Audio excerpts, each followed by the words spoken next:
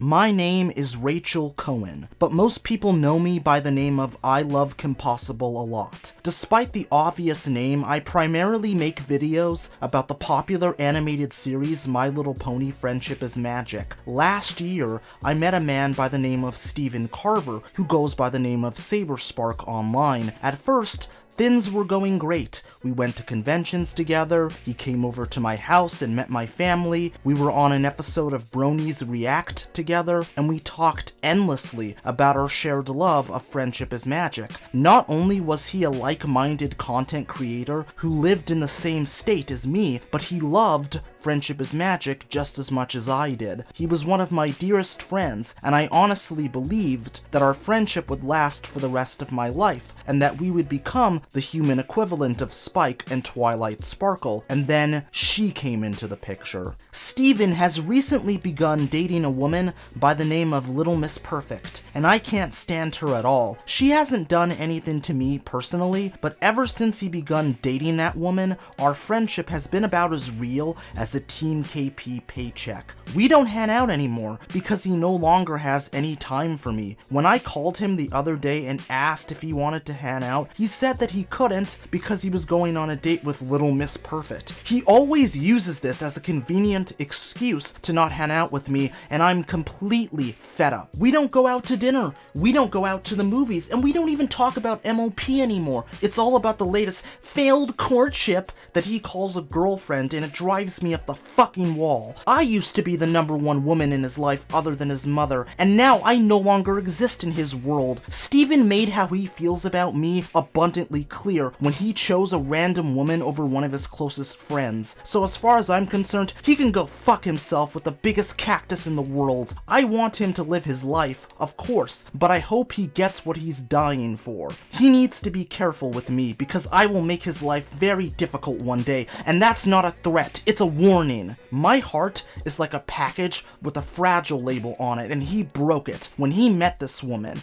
and gave her the worst title on planet Earth, girlfriend. I'm a girl, and I was his friend. Why wasn't that good enough? Why didn't he choose someone that loved him instead? It's gonna hurt me to hate him, but continuing to be friends with him is worse. He will rue the day that he decided to betray me. He will rue it! Wherever I go, he goes. Wherever I go, he goes. Wherever I go, he goes. Wherever I go, he goes.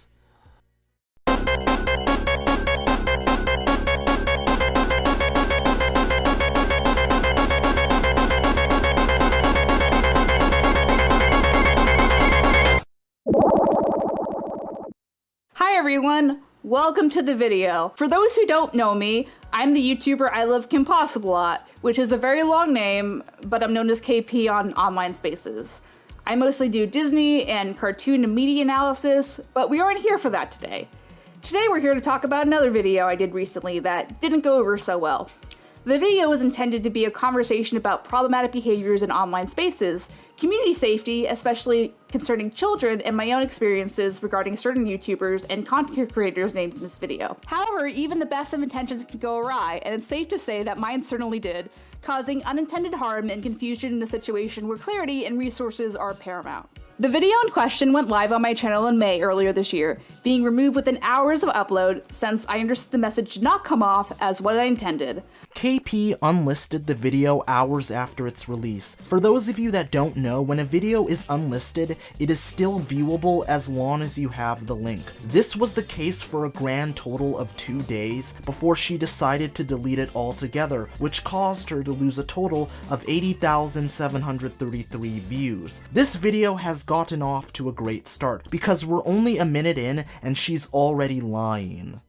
I haven't yet spoken on the issue publicly, choosing to take time and space to be able to address legitimate concerns of the video with a clear head and level emotions. You talked to Beckett, aka Cope and Seath, You talked to Slug Entertainment, and you talked to Lazy Bedhead. All of these videos were released in the time between the deletion of your expose and this response, and they were not uploaded on Dailymotion or Vimeo or some dark corner of the internet that nobody knows about. They're all publicly available on YouTube as we speak, so you can't pretend that you stayed silent about the poor reception that your expose received, because the receipts prove otherwise.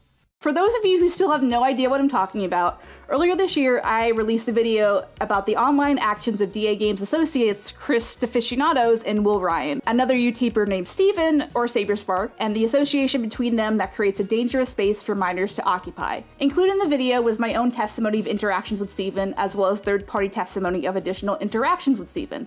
The third-party testimony includes accusations of SA from a person named Emily, accusations I platformed on a video that in hindsight wasn't suited for testimony that heavy. Some other notable issues that were pointed out about my video was the tone. The general consensus was that the tone throughout the video was jokey and that I came across as making light of some serious accusations and conversations, as well as my social media postings leading up to the release of the video. My postings came across as bragging, clout chasing, and once again, that I was making light of a serious situation. I'd like to firstly apologize for anyone who was hurt by my tone, both throughout the video and on my socials.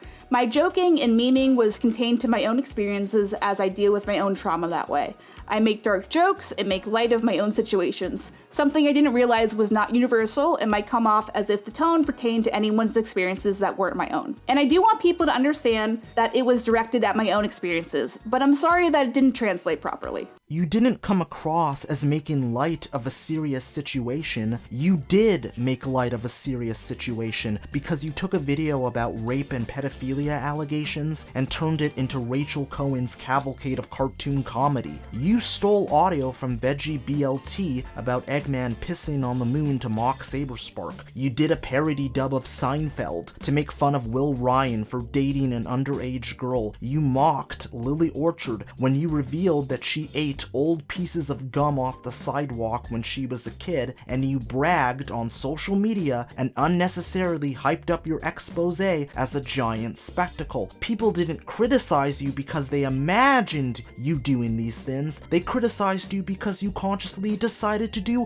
all of these things. Making jokes at your own expense because you deal with your own trauma that way is completely fine, but you can't apply that same approach to the stories and experiences of others, because not everyone deals with their trauma by making jokes at their own expense, which is something you would have realized if you had even the slightest shred of self-awareness. Another thing I'd like to personally address is Courtney Pete and her treatment of another CSA survivor in the live chat of the video premiere. I've spoken to both Courtney and the affected individual, apologize on Courtney's behalf, and going forward, since she doesn't want to apologize herself, I'm cutting public ties with her. While I can't control the actions of another grown individual, I can control how and if she is associated with my work and channel.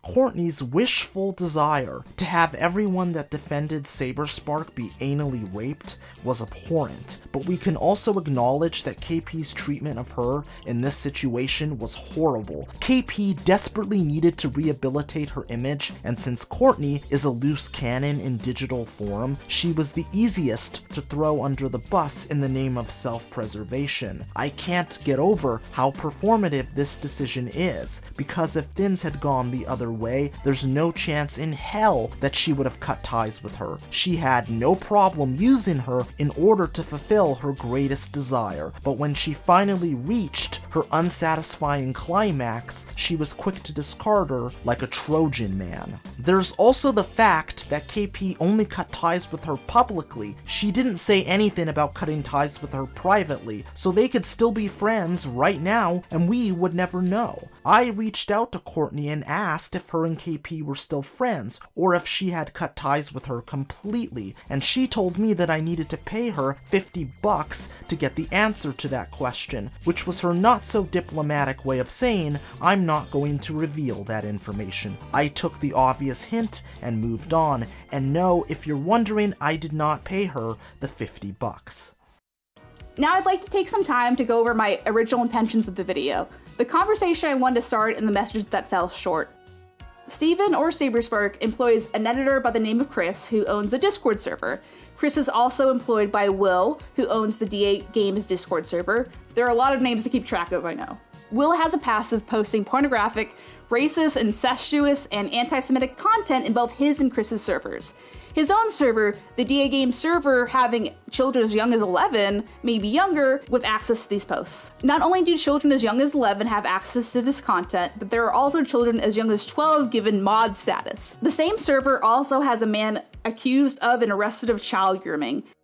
This is Will's own views on how children should be interacted with online, with some 12-year-olds are more mature than some 40-year-olds. I'd like to point out that this is groomer mentality. This is the same sort of language used to make a child feel special and grown up when receiving inappropriate attention from grown people online or off. Not to mention that Discord's own terms of service state that the users must be 13 to even be on the platform, terms Will and Chris seem to be happy to help children break. How and why does this pertain to Steven? Well, frankly, I see an issue with the content creator employing someone who directly contributes to inappropriate interactions with children online by providing a space where it's normalized, welcome, and defended. KP's issue with Saberspark employing Chris had nothing to do with him being inappropriate towards and around children. It had everything to do with the fake story he told about her all the way back in 2015, and as we all know, she tried to get him fired over it, but it didn't work because Saber refused to play along. What makes this claim even more ridiculous is the fact that she doesn't show any evidence of Chris engaging in inappropriate behavior towards children. She shows evidence of Will being inappropriate towards children, but not Chris. Here's a word of advice from your good old pal, the young hero. If you're going to make a serious claim like this, then you better have the evidence to back it up, so that people don't think you're completely full of shit. I see an even bigger issue when that content creator has a history of posturing himself against child predators as being the voice that calls them out, but is fine to employ people who do this very thing he himself has condemned in the past. And it isn't as if Steven has no idea that this was going on under his nose. I myself had reached out to him directly and through at least 2 different people to look into the issue and do something about it. Despite my repeated efforts to bring this issue to his attention, Steven never spoke to me or commented on the issue. Meanwhile, he was supposedly talking to someone else about the same issue with a third party. Not to mention the fact that Chris himself has admitted to and bragged about a little sex crime that Steven brushed off as a sex joke. It should also be noted that in all of Steven's responses to the allegations, he has still not spoken on, condemned, or cut ties with Chris, Will, or DA Games.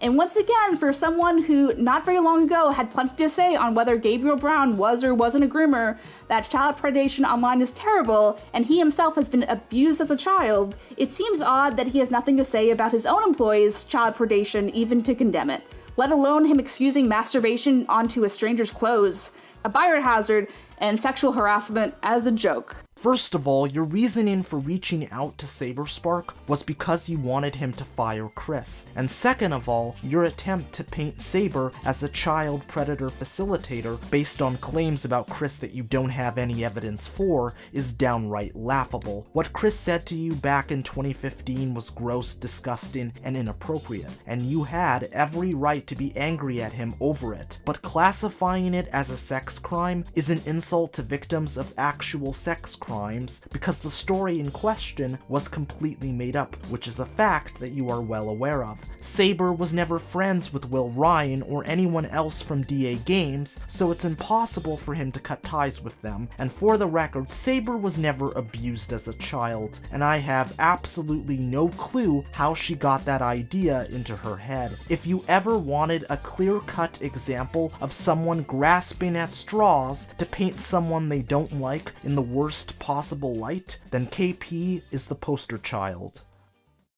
And now on to Emily. In regards to Emily's testimony and accusations against Steven, she has released her own video that will be linked in the comments, and I encourage people to go watch it and hear her story from her own mouth. While I don't regret believing someone, I do understand that I wasn't the best equipped to be the person breaking a story like that to the public for the first time. We can finally agree on something. It shouldn't have taken a rocket scientist to figure out that a YouTuber who is best known for making videos about My Little Pony Friendship is Magic and various other cartoons would not be well equipped to handle a story of that magnitude. You could have done the right thing and handed the story off to someone else, but you did not want to miss your chance to blow because opportunity comes once in a lifetime.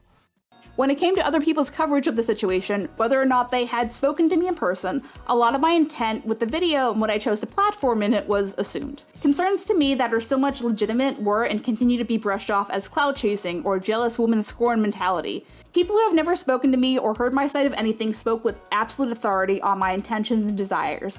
Not only does KP know who Cy Scribbles is, but she knew her well enough to communicate with her through the DMs on Discord and asked her to voice lines in her expose, which thankfully never happened. And if that isn't proof enough, Cy told KP that getting into predator hunting was a bad idea. Internet Adjacent DM'd her on Twitter because he wanted to have a private conversation with her, and she never responded. I reached out to her and Saberspark via email on May 19th, which was a full month before my previous video on her came out. Saberspark responded and chose to politely decline because he was tending to personal matters. KP, on the other hand, never responded. I reached out to her again for this video, and she never responded, and then I DM'd her on Twitter, and you guessed it, she never responded. So her claim that we didn't talk to her or make an attempt to try and talk to her is a complete fabrication of the truth.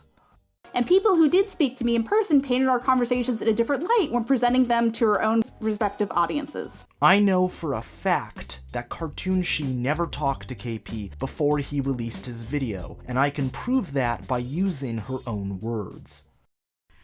Yeah, so I think, like, you know, I don't know Cartoon She at all. This is the first time I'm hearing about him, frankly, is through this experience, but, like, I wish he reached out to me and, like, you know, been like, hey, you fucked up, but, like, you know, like, do the victims still want a platform and, like, something like that. But, right. You know. Because he said in his video that, like, the victim testimonies that you feature could very well have, like, he didn't question the validity of the victims. He's like, these could very well be very serious accusations that have some weight to it, but because, again, I think you could also, like, argue this as well, because it's become so much of an issue, the tone of it, and, like, how it's structured, you can't really tell if there is any sort of weight to any of it, just because so many people are so focused on, like, just the tone of it and how it was, like, put together. Which I know that that's your problem as well, is that people are too much focused on that instead of, like, hearing what the stories that are in it. But, like, you do understand why people would be way more focused in on, like, the actual, because it's a 2-hour video. Like, I mean, there's quite a bit to talk about, you know, but the dominating thing within that 2 hours is just how none of it made any goddamn sense. This led to a good number of people speaking down to me, harassing me, and sending me death threats largely based on the assumption that I was a bitter, jealous, stupid woman targeting an innocent, successful, intelligent man for the sin of not dating me. To which I'd like to respond by saying, Steven, I'm just not that into you. The reason people criticized you for going after Saberspark was because you willingly supported an unverified and unsubstantiated rape allegation against him that later turned out to be false. Nobody gives a shit about his romantic interest in you. That claim has no relevance to this story, and the only one that keeps bringing it up is you. Besides, he just got engaged, so why in the hell would he still be romantically interested in you a decade later? Not every man that crosses your path have clothes ripped like the Incredible Hulk, spit when they talk, and fuck anything that walks. Or in other words, you are not the modern-day equivalent of Dr. Amanda Rebecca. And by the way, listen, I want to join the team to have a relationship with KP. Under the bad goal section of the Team KP Code of Conduct is the most delusional example of main character syndrome that I've ever seen. The same brush was used to paint over Emily's accusations and intentions, with even less people speaking to Emily herself. More can be learned about her experiences in the video linked below. Steven, however, was given grace, room to respond, and direct personal support from the same people claiming to be an objective voice of reason throughout the situation. Saberspark was initially given grace because there was no evidence to prove his guilt or innocence. Nobody was ruling out the possibility that Emily could have been the victim of rape by his hands, but no one was willing to say that publicly because the only piece of evidence to go on was Emily's original testimony. Making any sort of definitive judgment call one way or the other at that point in time would have been ill-advised and irresponsible. So when it was revealed that Saberspark was innocent, people gave him grace because he showed actual receipts and was able to convincingly prove that his relationship with Emily was the exact opposite of what she had portrayed in her original testimony. I can't say it any simpler than that. And for the record, I did not say that I was an objective voice of reason in this situation, nor did anyone else that covered this story. But if you want to keep making things up to make yourself look like less of an asshole, then be my guest. When given his own testimony on the accusations leveled against him, his own lapses in memory are not painted as proof of malicious lie. His own incorrect recollection of events, as proved by the screenshots he himself provided, are not painted as proof of a malicious lie. I mean, you say you pulled away from her for the next 2 months, but I mean, because I've seen your DMs with her. Yep. So if you pulled away from her, I mean, it wouldn't be for months, Saber. Not months, I would say. I mean, I'd say November. No, I'm sorry. You're right. I'm getting my the increments wrong, but I would say for the rest of November. Steven's lapses in memory about something that happened 13 years ago doesn't change the fact that he showed actual evidence to prove his innocence, which is something you conveniently chose to leave out of your video. I wonder why you would do that, and just so you know, the evidence that he showcased in Beckett's video were not Skype logs, they were text messages that were sent from a fancy little device called an iPhone. The fact that you are reaching this hard to paint Steven as the villain reeks of complete and utter desperation. His own admission of trying to force a woman to take a pregnancy test against her will is not seen as a violation of consent, privacy, and bodily autonomy, but instead as a horrible event he was made a victim of by the girl he had targeted. Into the convention on a Sunday, I remember going over to her hotel, being like, we have to get this test. Like, I need to know the answer before I head home, so I can know what's going on. I got the pregnancy test, came back, and I'm like, please, can you take this? And she goes, okay, because it was time's up, and she said, okay, I'll do it. And she took it, and it was negative. And I remember afterwards, I was like almost dumbstruck with relief. At that point, I started forming this opinion in my head where I'm like, did she just baby scare me to keep me in her life? That was the emotion surging through my head, along with relief. According to KP's logic, Steven was in the wrong for forcing Emily to take a pregnancy test against her will. Steven did not force Emily to take a pregnancy test, like KP wants you to believe. He asked her to take one and she agreed to it. The reason he did that was because they had unprotected sex, and there was a very real possibility that she was pregnant and that he would be the father of her child. So he did what any responsible adult would do in that situation and bought her a pregnancy test. It takes two people to make a baby, and he had every right to know whether or not his life would change forever. And I'm pretty sure that he did not want to go on TV and have Maury tell him, "Steven, you are the father." What makes this claim even more insidious is the fact that KP cut out all of the context where Saber explains why he asked Emily to take a pregnancy test. So after that, we kept texting, Skyping, and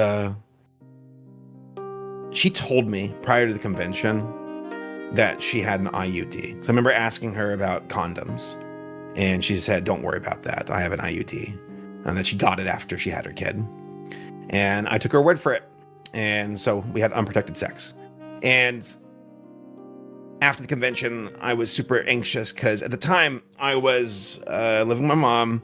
I was a lifeguard with no savings, and I just finished college, so I had no prospects and no way to really pursue anything serious because I needed to work on myself. So the anxiety started to get me when she told me she wasn't getting her period. And I was like, oh my God, is she pregnant? I'm like, how? With an IUD and also me not finishing, but also me Googling, that didn't help with the idea of like, well, technically, there's other ways from just, you don't have to climax in order to procreate. And that ate me up. It ate me up for a month. And I remember texting her being like, can you please get a pregnancy test? I will pay for it, please. And she would say no, she was just too scared. And she would rather wait until Equestria LA a month later to meet up with me and we can talk about it then. So it was a month of just pure anxiety. I remember being in my bed one night where I started crying and I was like, God, please let this not be the case. I'm not ready to be a father. I was ready to accept, anything that would happen. But at the same time, I was just it was gut-wrenching just waiting for that news because I knew I could barely take care of myself, let alone, potentially having a kid. And just that waiting for the other shoe to drop just gave me, just gut rot. So that was the main thing. There were still friendly interactions in the meanwhile. We still had a rapport. We still were cordial and everything. But the main thing was just the anxiety of waiting because for some reason she didn't want to take a pregnancy test, even though I asked her. But again, it's her decision. I can't force that. So I'm like, okay, we'll just wait till Equestria LA because she said she wanted to do it in person. How long a time was that between Canterlot and Equestria LA? Canterlot Gardens ended, it was September 30th is when it wrapped up. And then Equestria LA was in early November, I think it was November 2nd to the 4th. Admissions of being where he was accused of being and when are not painted as plausibility that what he is accused of is true. Instead, is painted as proof that he's telling the truth and the accused victim is lying for clout. For objective coverage of what was supposed to be a serious situation, there seems to be a lot of sweeping for Steven. Standards that myself and Emily were and continue to be held to are not standards that he needs to meet. I find it funny that KP is going to bat for Emily when she was the one that threatened to reveal her identity because she was upset about people not liking her trash heap of an expose.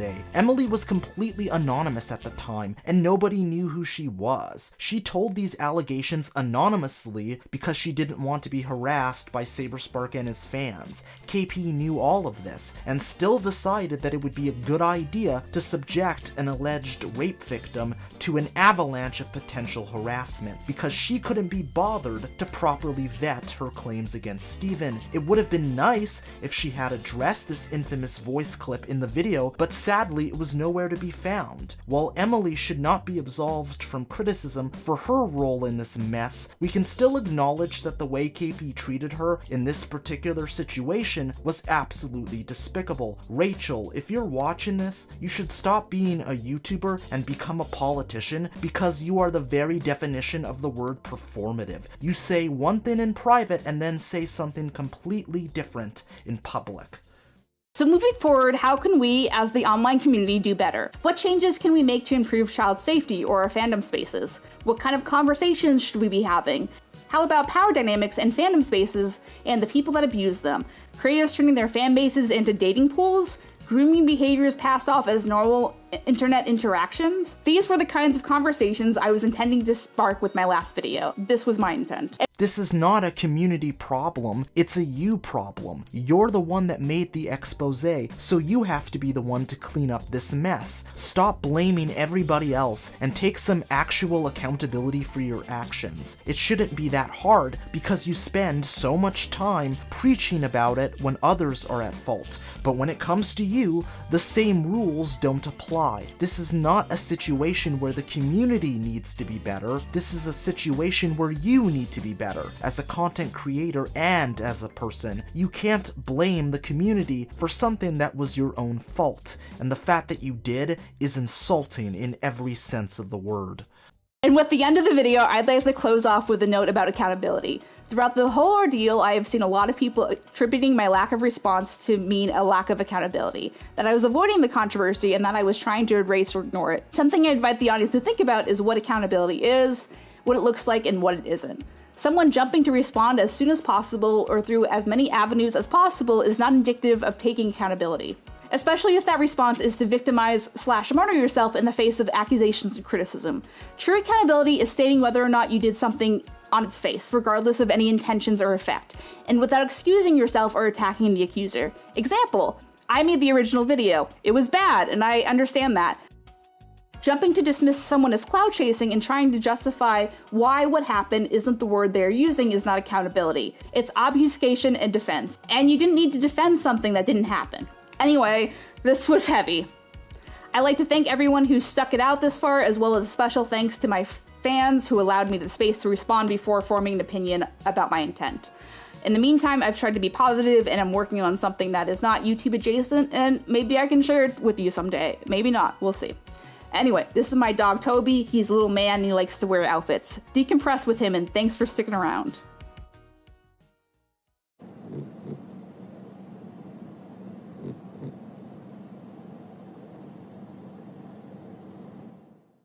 KP talking about accountability is like a drug dealer advocating for stricter laws to prevent the sale and distribution of illegal drugs. Her continued inability to take the L and move on is about as pathetic as Candace trying to bust Phineas and Ferb. There is no universe where you can gaslight people into thinking that Emily's version of events are true. I know it's not true, the internet knows it's not true, and deep down inside you know that it isn't true. If you genuinely want to take accountability, you can start by apologizing to Emily for that despicable Discord voice call, and for the love of God, stop copyright striking the people that are criticizing you. Going down this route not only exposes your shitty behavior to a wider audience, but it makes you look petty, vindictive, and downright stupid. And to cap it all off, you owe a massive apology to Saberspark for supporting what turned out to be a false rape allegation against him. If you want to hold others accountable for their actions, then you have to be the one that sets the example. Your conduct throughout this entire mess has given us the perfect example of what not to do. So if you want to know what accountability looks like, go back and watch your own video in its entirety and then do the exact opposite. I reached out to Saberspark during the production of this video because I wanted clarification on some of the claims KP had made about him in Let's Talk. I was not expecting any sort of response on his end, so I was pleasantly surprised when he responded with a concise and detailed rebuttal, which is why I've decided to reveal everything that he told me. So without further ado, let's get into it. Hey Zion, admittedly I'm trying to move on from this with my life, but I will provide some clarification in the effort of clearing up KP's misinformation. We hung out throughout 2014 and we were only friends and nothing more. She was very upset after I started dating a girl in early 2015. I truly don't think KP was romantically interested in me, but she was annoyed that I wasn't hanging out with her anymore after I started my relationship. My priorities shifted and she really didn't like that. DA Games has nothing to do with me. I have no idea where she got the idea that I was close with Will publicly or privately. We were never friends, nor have I ever worked alongside DA Games. For Chris, he is no longer on my team, but this was due to downsizing after being targeted earlier in the year. I had to let a few people go in order to balance my expenses since we took a financial hit. For Chris, he was only ever a freelance editor. We really weren't that close outside of me assigning him the occasional project to edit. Everything that KP brought up about Chris was an attempt to blindside me and hold me accountable via guilt by association. As far as me being abused, I don't know why KP claimed that. I have family members who are survivors of SA, and my older sister works in rape response with the police. That's the extent of my personal experience of SA. It has never happened to me, but I have loved ones who are survivors that I support. I hope this clears up KP's claims. I will say this, it is surreal and disturbing how obsessed KP is over me, especially since we haven't been friends in over a decade. There must be some deep resentment, and it goes beyond petty differences. I hope she gets the help she needs someday, because this isn't normal. Take care, Zion. Steven.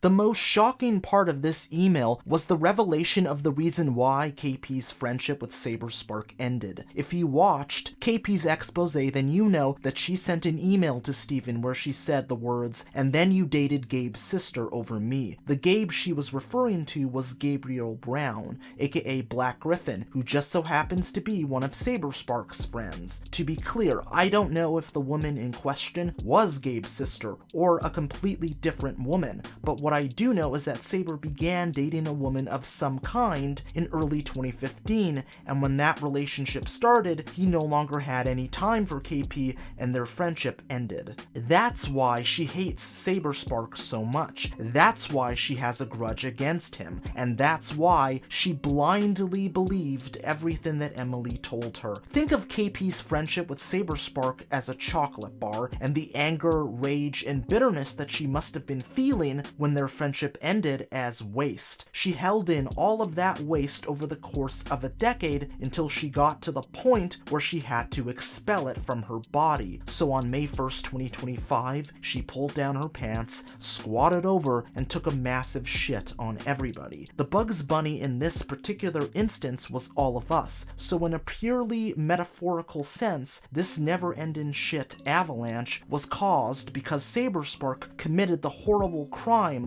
of dating another woman. It's also important to mention that Rachel is 32 years old, which means that she was 21 when she began her decade-long grudge against Steven. 2015 also saw the release of Inside Out, the legalization of gay marriage in the United States, and my graduation from college. I understand that losing a friend is hard, and that the scars take a long time to heal, but at some point you have to let it go and move on with your life. Unfortunately, KP was unable to do it. Instead of following the footsteps of this Elsa, she followed the footsteps of that Elsa, and as a result, everyone else had to suffer the consequences of her actions. The victims of DA Games will never get any sort of justice, and nobody will touch the allegations against them with a 10-foot pole because it's been horrifically tainted by KP's incompetence. The countless people that work for Saberspark nearly found themselves out of a job because of KP's malicious behavior towards their boss, and they get paid with actual money as opposed to KP's standard payment of gold rins. Saberspark nearly lost his career and livelihood because you wanted to cosplay as Annie and Stan at the same damn time. Veggie BLT will forever be associated with your expose because you couldn't resist mocking Saberspark in a video that was ill-suited for such a thing. Emily was put into a position that she shouldn't have been in because you desperately wanted her rape allegation against Saber to be true, and all of it was caused because you couldn't stand the fact that Steven was spending all of his time with a woman that wasn't you. You're obsessed with Steven because you see him as the one that got away. You embarked on this crusade because you wanted to hurt him the same way that he hurt you, and look where it got you. Your career is ruined, your reputation is in shambles, you have no credibility, you have no friends because you've burned every single bridge in the book, and you don't have a romantic relationship because you're ugly on the inside. You drank from a cup on April 30th because you thought it was the Holy Grail, but you chose poorly and turned into Walter Donovan the next day. The only thing that you've managed to accomplish over the last 5 months is winding up alone, and the only person that can be blamed for getting to that point is yourself.